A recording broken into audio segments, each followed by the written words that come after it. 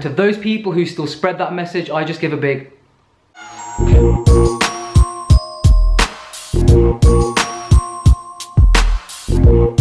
Alright guys, before we get started, I just want to ask you a question. Are you a hummus sapien? Get it? This is literally the coolest hoodie I have ever worn. If you guys want one of these hoodies, I've got you a huge discount code. You'll all get 20% off. I will leave all of the information for that in the description box down below. So the whole comment section on my last video was asking for me to give my opinion on What the Health and what other vegans have said about What the Health, and I will give you my honest opinion in this video. Also, a lot of the comments on my last video were about the scars on my arms, and I did pin a comment at the top of that video because I realized when I was chopping the veggies, etc., or whatever I was chopping, the scars were very visible. I'm going to explain fully why they're there and how it happened, and hopefully this will prevent some of you guys from ever even thinking about inducing self-harm on yourself. Anyways, questions. Okay, healthy, crazy, cool, that's me. How tall are you? You seem really tall. Okay, so for my whole life, I have lived believing I was 1 meter, 80 centimeters. It turns out, no, I'm 1 meter 78. My whole life has been a lie. All right, so I've got a question. Who better to ask than the tahini king himself? That's me. Which one is more nutritious in terms of hulled or unhulled tahini? Unhulled is definitely more nutritious because, like I've said before, sesame seeds are some of the best sources of plant-based calcium like in the world, but a lot of that calcium is in the hull. Personally, I prefer hulled. I just like the taste better, and I know that I get a lot of calcium in my diet from other things, but if you're thinking about using tahini as a good source of calcium, definitely get unhulled. Also, what are your go-to sources of calcium and iron? Are calcium fortified processed foods such as plant milks and yogurts necessary to hit your RDA? They're not necessary to hit your RDA whatsoever. They can be helpful for people that eat a junk food vegan diet, especially for iron, greens, and for calcium, greens. I literally eat 2 whole heads of broccoli every day. That gives you a shit ton of calcium. And also thinking about calcium, almonds, greens, dried figs, dried apricots, oranges, tofu, all great sources of calcium. And of course, in terms of iron, we know greens. I eat greens literally until the cows come home. I mean, I eat a lot of greens, let's just put it that way. But if you want to absorb more of the iron from it, remember you need the presence of vitamin C. So on your huge salads, as well as a nice fatty rich dressing, make sure you're squeezing fresh lemon or lime juice over. That will help you to absorb the iron. If you were on a deserted island and you can live on only 3 foods, what would they be? Walnuts, without question. Watermelon, because a good watermelon just cannot be beaten. And I would say a jar of tahini, but what the hell would I dip in it? So I think the third one, I'm gonna go with sweet potato. Okay, so let's address the elephant in the room. Not that one. Okay, so the scars on my arm. I'm talking about this and opening up about it, not only because everyone in the comment section asked about it, but because I believe by sharing why I have those scars may help other people who are inducing self-harm on themselves stop or rethink what they're doing. You guys all know I grew up in the world of professional sport. I was a professional tennis player. There was a lot of pressure put on me from a very, very young age, and also a lot of abuse. And when I say abuse, I don't just mean verbal abuse, I mean very bad physical abuse as well. I'm sitting here as someone that got to the final of Junior Wimbledon and was ranked the 2nd best player in the world, 19 and under, and that wasn't good enough. You know, even losing in the Wimbledon final, I wasn't praised for that by this one specific person in my life. I was verbally abused and physically abused very badly. This started from a very, very young age. Every time I lost a tennis match, or any time I didn't achieve the best in whatever I was doing, I was both mentally and physically abused. When this person was removed from my life, I was so used to believing that I had to be the best, believing that 2nd place was not good enough. For me, that was failure, because that's what was drilled into my head from such a young age, and I carried around a huge amount of guilt with me. It got to the point where I would lose tennis matches, even if I lost in the final of a huge event like a Grand Slam, and I would punish myself because I believed that I deserved to suffer. So I started to abuse myself. I would take a knife or a pair of sharp scissors and I would cut my arms. I mean, literally massacre my arms. And I would do that as a form of self-punishment, thinking that I deserved it. Basically, my whole arm is covered in cuts. It's like the physical pain that I put myself through took away all of the mental suffering that I was going through at the time. No need to worry, this is not something that I do as an adult. This is something that I did in my teen years and eventually was able to stop it thanks to the love and support of my family and friends. And once I realized that actually I had achieved huge things and I could be proud of them. If you were abused verbally or physically as a child and you feel like you're not worthy, don't abuse your own body. Don't take it out on yourself, because I have to live the rest of my life with these scars on my arm. Allow people to love you and to support you. Don't push people away. Don't isolate yourself, and don't damage your own body. At the time when I was being physically abused, I wasn't strong enough. If I could go back in time and be bigger and stronger, I would turn around and punch that person in the face. Take your anger out in other ways. Don't inflict it on yourself. Just because someone else abused you, it doesn't mean that you have to continue that cycle of abuse. Go to the gym, box something, kick a door down. I mean, don't kick a door down, but you know what I mean. Get a cardboard cutout of Unnatural Vegan and throw darts at it. Slam dunk a bitch. She's a good girl. What I'm saying is, don't damage your own body, because if you do, if you damage your own body, where else are you gonna live? I mean, when I pinned my comment at the top of my last video, I did say nutrition questions and personal ones, and this is kind of personal. Have you ever had a threesome? No, but I have had a You deserve 5 million subscribers by now. Okay, that's not a question, but I agree with it. I'm gonna answer this question because it seems a lot of you guys wanna know this, because it got over 208 likes. So, is anyone else in your family vegan, or is it just you two? That was left on my video with my little nephew Aslan. Both of my sisters, I'm in the middle, got a younger sister, older sister, they're both vegan. They both have kids, and they are raising their kids on a plant-based diet. Aslan's siblings are not fully vegan, his other ones that are younger, because my sister Natalia, her husband, is not vegan. So obviously there's a bit of confliction there, let's just put it that way. My older sister and her brother-in-law have both gone fully vegan because of me, and also they're raising their little babies as vegan, which is just such a blessing. And the biggest thing you would never expect is that my father is a doctor. Not only is my father a doctor, he is a Persian doctor. So just imagine doctor, right? You know how they think about nutrition and veganism usually. Persians typically eat a lot of meat, especially chicken and lamb. And my dad's eaten like this his whole life. In the last year, since I've been spending a lot more time with him and preparing meals for him, and he's just watched the way that I eat, he has become 99% plant-based. He's had very bad joint pain his whole life. His inflammation has gone down.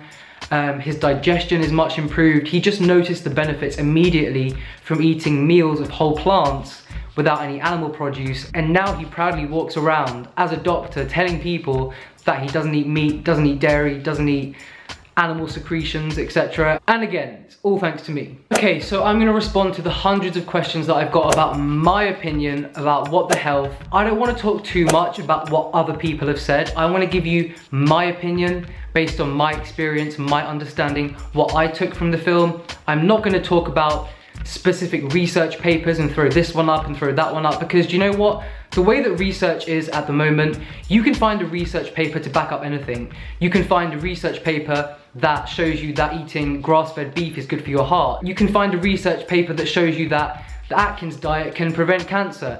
If I searched hard enough, I could probably find a bloody research paper that proved that drinking petrol was healthy, which obviously it's not. Overall, I thought the documentary was absolutely amazing. I loved it. However, there is only one section, and one section only, that I disagree with and I would like to talk about in this video. Okay, positives first. I thought all of the information about dairy and cancer risk and some of the environmental things they were talking about was just spot on. I love the fact that Dr. Greger was in it. I love that guy.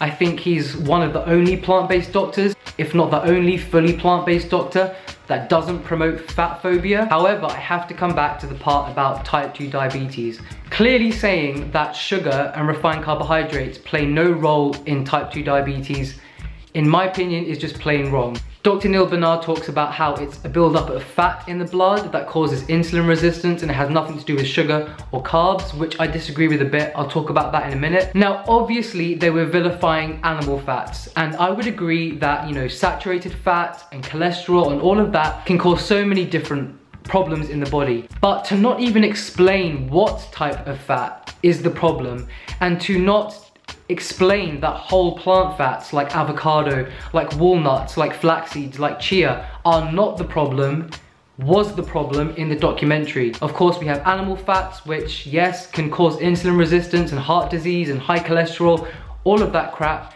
but whole food plant fats like avocados, like walnuts, like chia seeds, like flax, these fats have all been shown to lower cholesterol, increase insulin sensitivity, and there was no mention of that. If you know anyone that got insulin resistance or type 2 diabetes on a whole foods plant-based diet because they ate too many avocados or walnuts, please step forward. Come at me. What was that? What was that? Right, it never happened. No one is gonna get type 2 diabetes on a whole foods plant-based diet, even a high fat one, by eating avocados, walnuts, and chia seeds. Even a lot of them. Look at me, my diet is up to 50%, 60% calories from fat, and I'm extremely healthy. A lot of my patients eat this way because they thrive on a higher fat vegan diet. There should have been something to say, actually, we're not talking about all fats, we are talking about animal fats, saturated fats, etc.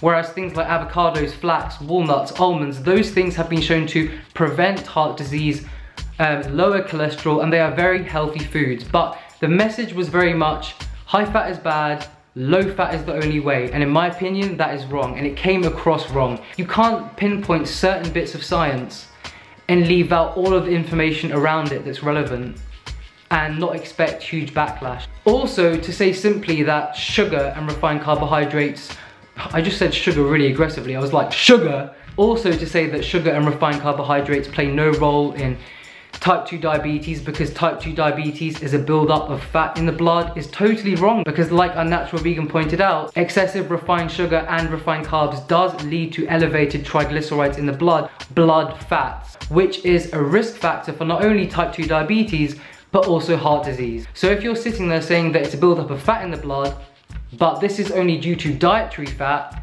that's not the whole picture.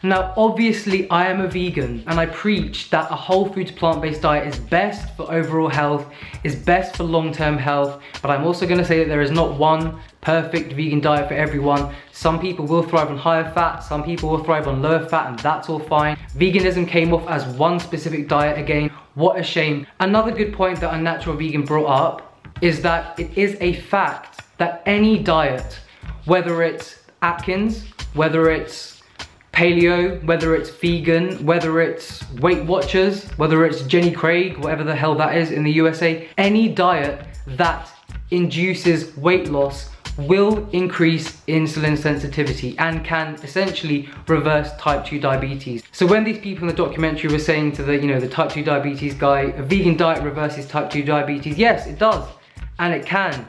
It doesn't have to be a low fat one, but also this guy knows that anything that induces weight loss does increase insulin sensitivity and can reverse type 2 diabetes. There are people that reverse their type 2 diabetes on the Atkins diet. I know this. I have patients that come to me that have done this. Is this a healthy thing? No.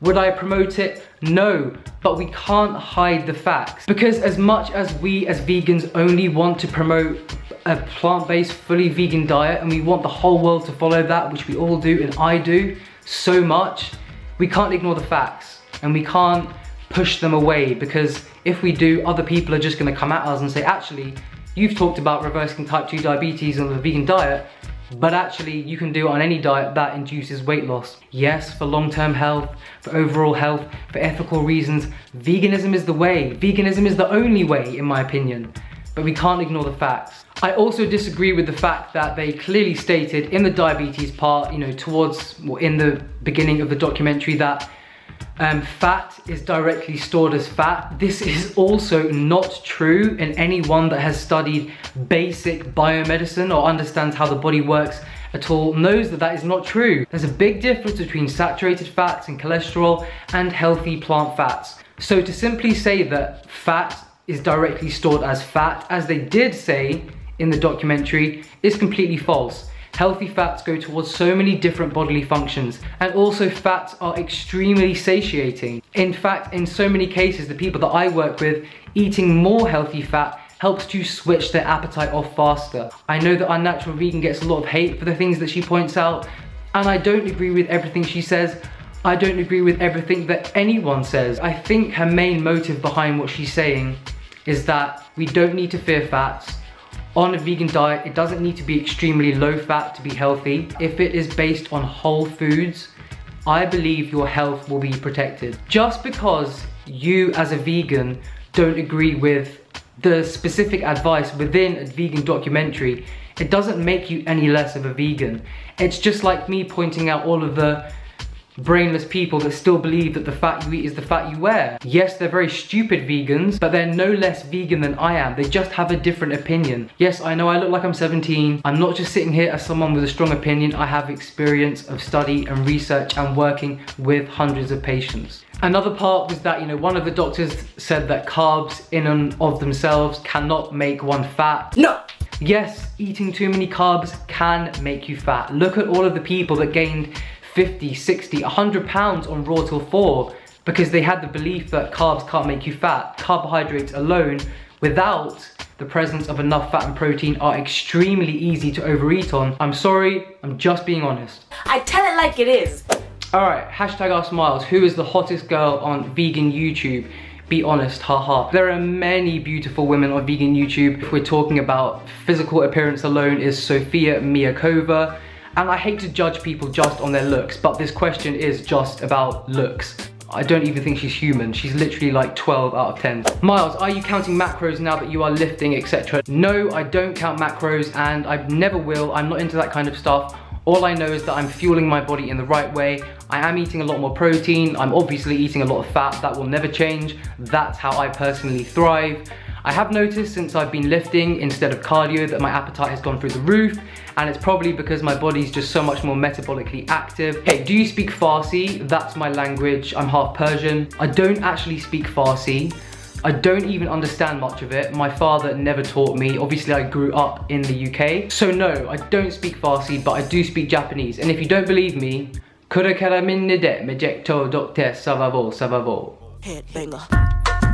okay, which one is worse, sugar or oil? Sugar, without question. Okay, a few people asked this, hashtag Ask Miles, why do you only have one adrenal gland? Were you born like this?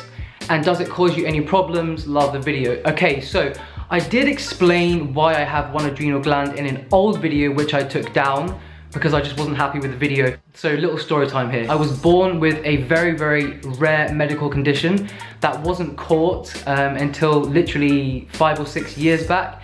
It's called pheochromocytoma. I'll write it over the screen.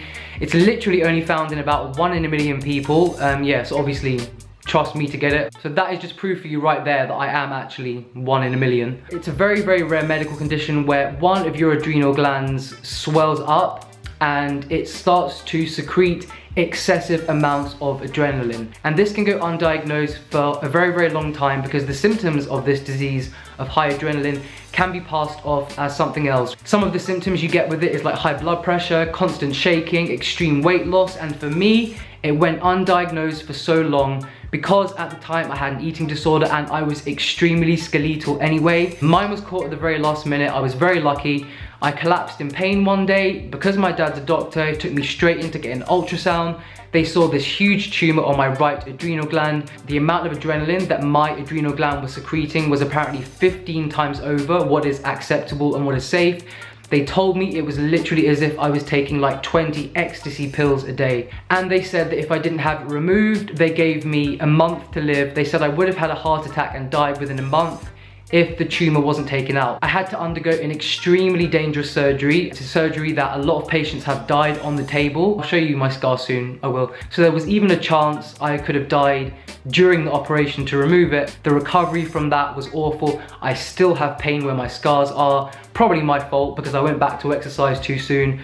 Can't do sit-ups. Will probably never be able to do ab work again in my life because of the pain that I have there from the nerve damage. But despite that, your boy still has good abs, as shown here. I have to be very careful with my intake of coffee. At the moment I'm fine, doesn't cause me any problems. Totally normal. I mean, I'm not normal, but you know what I mean. Alright, hashtag Ask Miles. Why do you think so many anorexics or people who have come from disordered eating go vegan? Now, my honest answer to this is that yes, it is true that a lot of people who have eating disorders currently, they do use veganism as a mask. They use it as a reason to not eat certain foods. They're not doing it for the ethical reasons. They are doing it to mask their eating disorder, and I have experience with this because of course I worked in an eating disorder clinic as their head nutritionist for 5 years. We would give them rice and then, oh no, they were raw vegan. So there are a lot of people that use it to mask their eating disorders. However, I also believe that the reason that so many people who have suffered from anorexia or other types of eating disorders come to veganism, because if you are someone that has experience in eating disorder, you will know that it is, I think it's the epitome of suffering. It's one of the worst, it's one of the most traumatic, it's one of the most intense forms of suffering you can ever go through.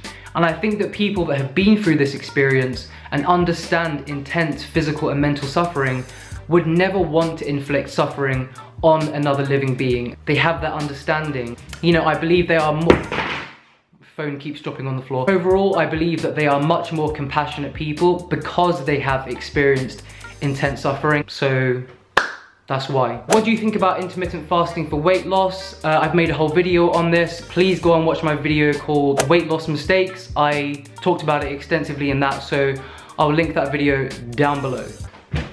Hashtag Ask Miles, who gives the worst nutritional advice on vegan YouTube? Laugh out loud, please don't hold back. Would I ever? Who gives the worst nutritional advice on vegan YouTube? Anyone that still says that the fat you eat is the fat you wear, and anyone that spreads fat phobia, they are the people that give the worst advice and push people away from veganism. So to those people, I just give a big hashtag Ask Miles. What is your shoe size? 11 UK, so I think in the States that's 10. Am I wrong? Is 11 in the UK 12 in the USA? I want to know.